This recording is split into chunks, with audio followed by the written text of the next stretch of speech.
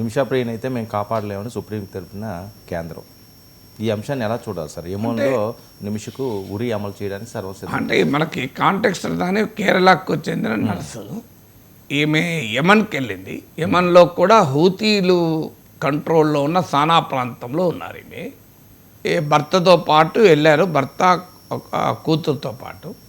తర్వాత కోవిడ్ టైంలో అనుకుంటాను భర్త కూతురు వెనక్కి వచ్చేసారు. ఆమె అక్కడే ఉండిపోయింది. ఆమె నర్సుగా ఉంటూ అక్కడ లోకల్ ఒక యెమెనీస్ బిజినెస్ మ్యాన్తో కలిసి ఒక నర్సింగ్ క్లినిక్ సెంటర్ పెట్టింది.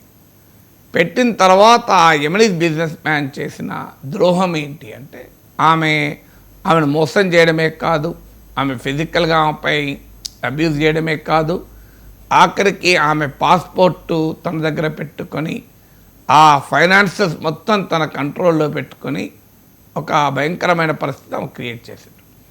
సో ఆమె చెప్పేది ఏంటంటే నిద్ర మాత్రలు ఇచ్చి ఆ నిద్రలో ఆ మత్తులో ఉన్న సమయంలో నా పాస్పోర్ట్ నేను తీసుకొని పారిపోదామని నా ఆలోచన అని.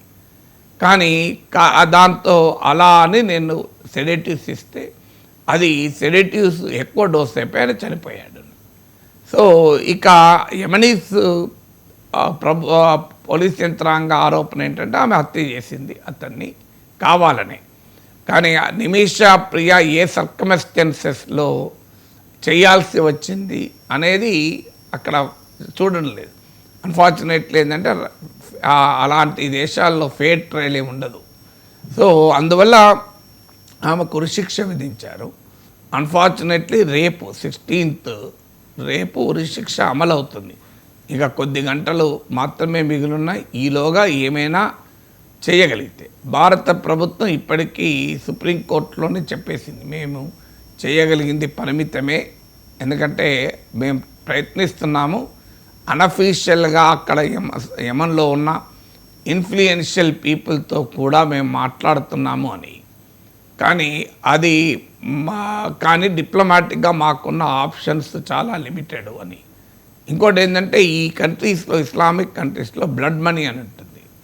అంటే ఒకవేళ ఆ కుటుంబం అంటే బాధిత కుటుంబం విక్టిమ్ ఫ్యామిలీ కనుక అంగీకరిస్తే వీరు ఆ మనీ చెల్లిస్తే అప్పుడు శిక్ష పడదు, ఉరిశిక్ష పడదు. కానీ ఆ బ్లడ్ మనీకి ఆ కుటుంబం అంగీకరించడం లేదు అని, మేము తీసుకోము, ఈమెను తీయాల్సిందే అని. సో అది ప్రైవేట్ నెగోషియేషన్, అది ప్రభుత్వాల మధ్య జరిగే నెగోషియేషన్ కాదని సుప్రీంకోర్టును తెలిపింది ప్రభుత్వం, కేంద్ర ప్రభుత్వం. ఇది చాలా అన్ఫార్చునేట్, కానీ డిప్లొమాటిక్గా మేమేమీ చేయలేని పరిస్థితి ఉంది అని. మరి కేరళ ముఖ్యమంత్రి విజ్ఞప్తి చేశారు, ప్రతిపక్షాలు విజ్ఞప్తి చేస్తున్నాయి.